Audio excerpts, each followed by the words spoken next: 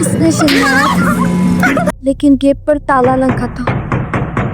25 जून 2025, south Calcutta law college.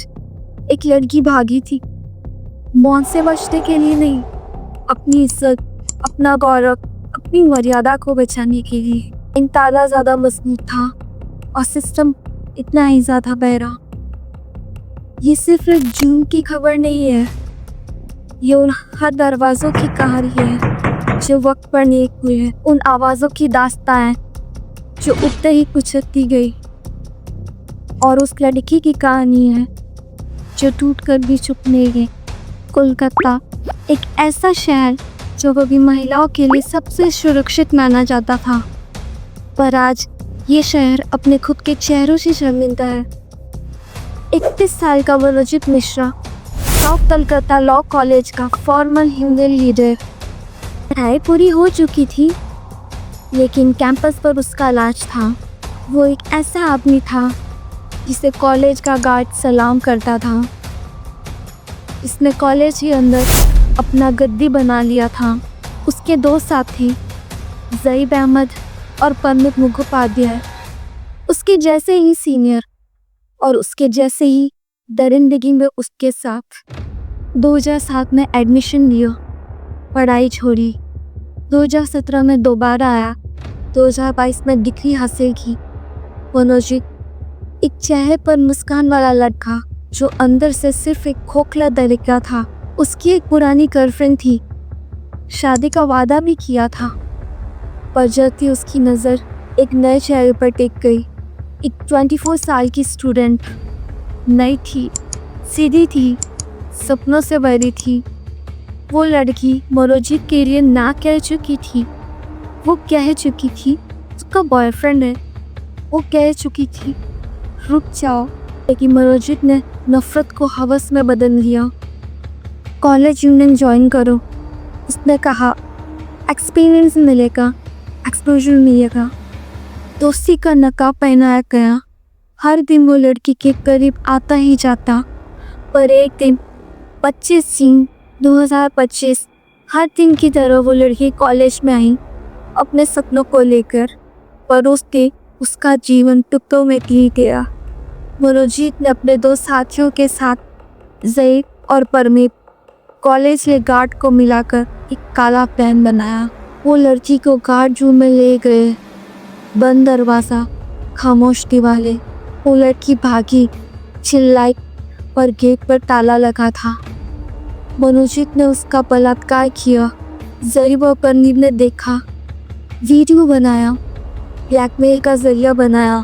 Rape के बीच जब लड़की पैनिक अटैक में थी, मनोजीत ने एक इनहेलर लिया ताकि वो छोटी छोटी सांसों के बीच अपना पाप जारी रख सके।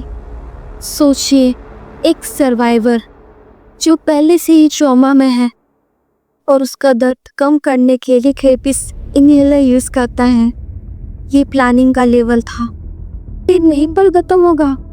नहीं, वो लड़की चुप नहीं बैठी।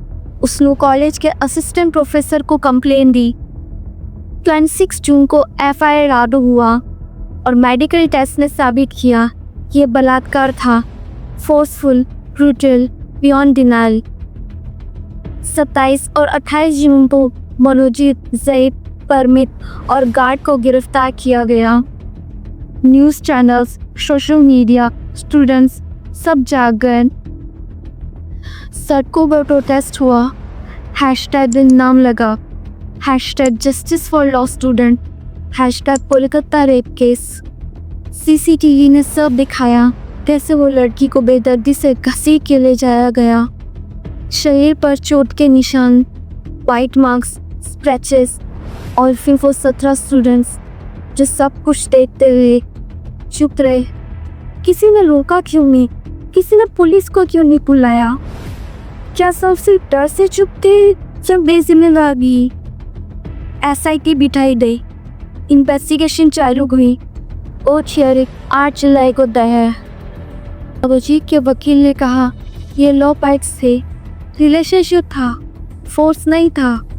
मगर पॉलिसी रिपोर्ट्स कुछ और कह रही थी और लड़की की आंखों में दर्द सब कुछ बोल चुका। Charges under IPC 376, 120 bin and 506 have been filed. SIT is leading the probe.